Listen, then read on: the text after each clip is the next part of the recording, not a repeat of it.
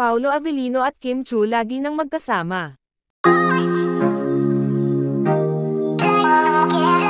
Kim Chiu at Paolo Avellino lagi nang magkasama kung saan nga ay laging spotted ang dalawa sa Makati tuwing umaga, at kahapon nga kuha ng isang uploader kung saan ay sabay ngang nag-jogging ang magkasintahan, na Kim Pao sa Makati, kung saan ay doon daw talaga ang dalawa tuwing umaga, makikita sa isang shorts video na sabay nga ang dalawa at magkaterno pa sila sa kanilang kasuotan.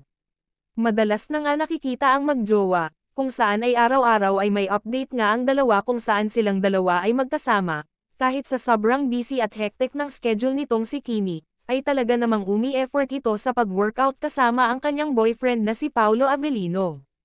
Maraming mga tagahanga nga ng Kim Pao ang masaya sa dalawa, dahil kahit busy sa kani-kanilang mga projects in life, ay talagang binibigyan ng dalawa ang kanilang relasyon ng oras.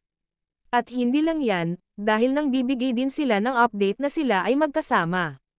Samantala, naging usap-usapan ang hindi pagdalo ni Kimi sa GMA Gala noong nakaraang araw July 20, kung saan nga ay maraming nalungkot dahil wala si Kim, pero ang ibang host nga ng It's Showtime ay spotted.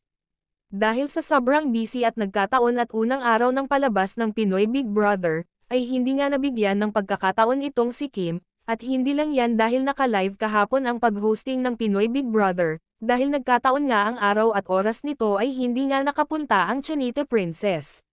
Bukas, aabangan na naman natin ang mga updates ng magkasintahan na Kim Pao, lalong-lalo na itong si Kimi na kahit napagod ay talagang may oras pagdating kay Pao, at syempre silang dalawa ang may oras sa isa't isa, kung saan nga ay naging spotted itong si Paolo Avellino na laging hinahatid itong si Kim Chiu sa It's Showtime, kung saan pagkatapos ng workout ng dalawa ay hinahatid na ni Paolo si Kimi. Sana naman may paayuda ang netizens na nakakita na hinahatid ni Pao itong si Kimi sa It's Showtime, para ma-share naman natin sa mga fans ng Kim Pao.